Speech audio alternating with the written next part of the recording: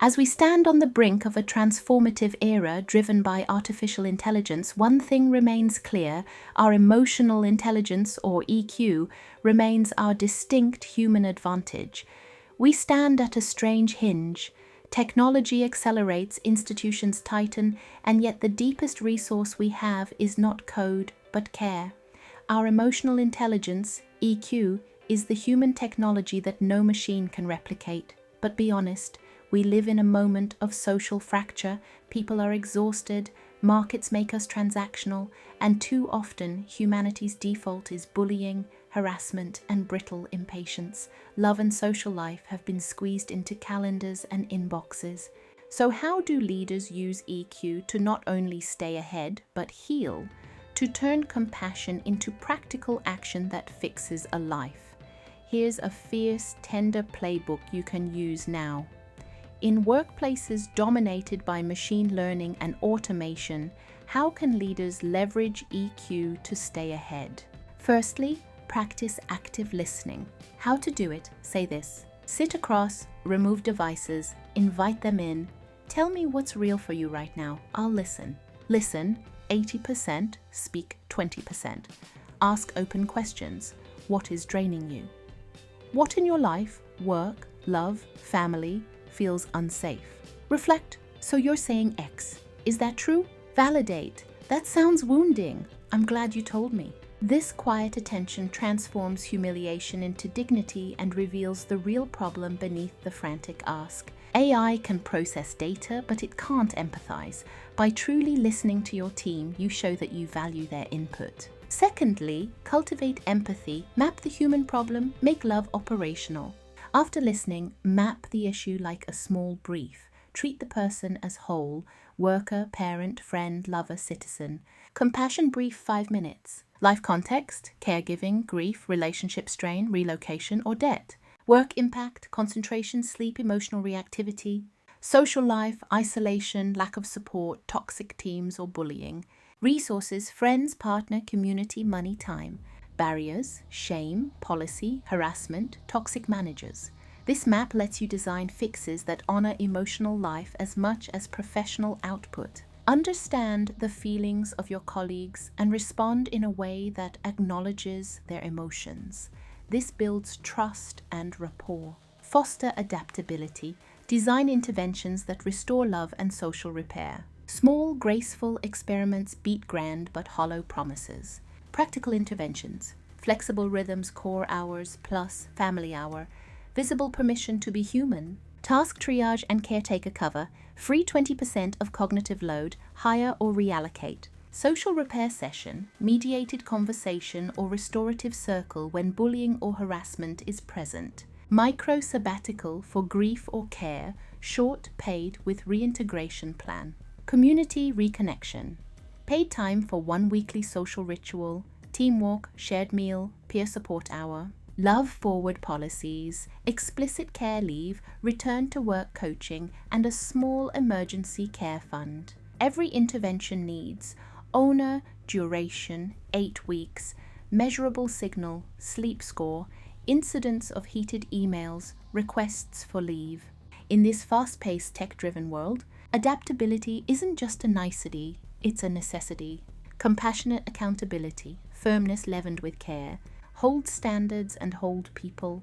Accountability done with love looks like: we value excellence and humanity. For 8 weeks, we will support this arrangement. At week 6, we review together.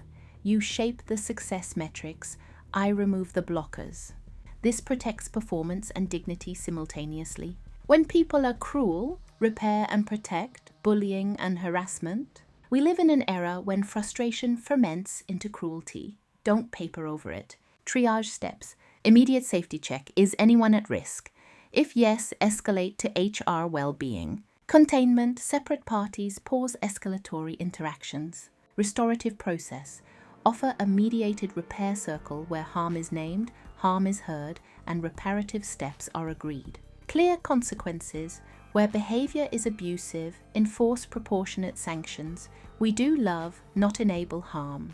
Cultural rebuild, run empathy labs, bystander training, and safe reporting channels. Restorative practices model that love is courageous. It confronts harm and repairs. A story, love that saved a life and work. Anna, a lecturer, returned to work after a family crisis.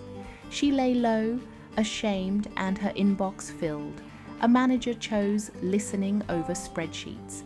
They mapped her life. 2 children, 1 wage, irregular childcare, and a hostile colleague who amplified stress.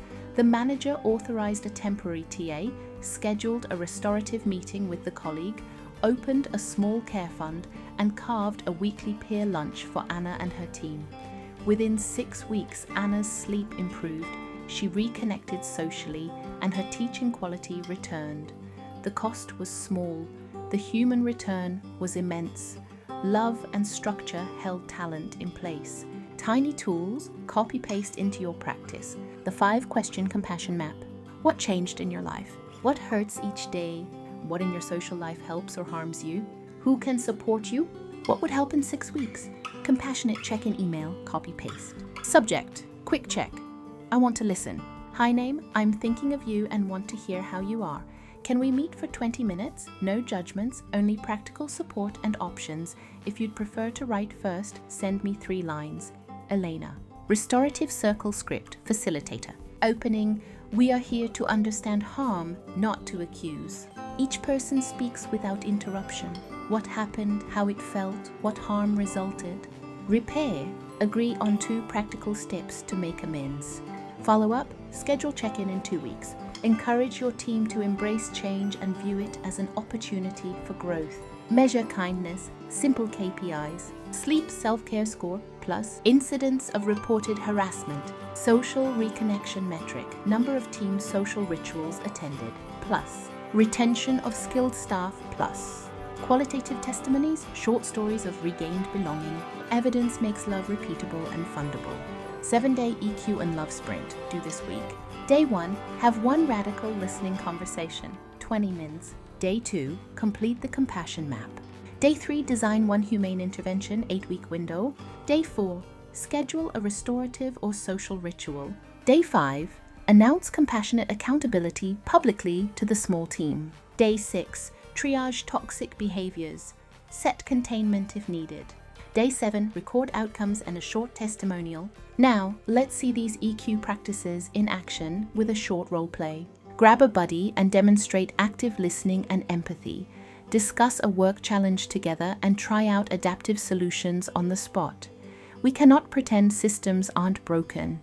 People are brittle and often cruel, but love is not sentimental. It is a strategic choice. Use EQ to listen, to diagnose, to design small experiments that restore social life, and to hold accountable with firmness and care. That is how you protect talent, deepen loyalty, and keep your moral center while the world tilts. Ready to harness the power of EQ in your organization? Register your interest for our corporate EQ cohort training by booking a discovery call today. Join us and let's transform the future, one empathetic leader at a time.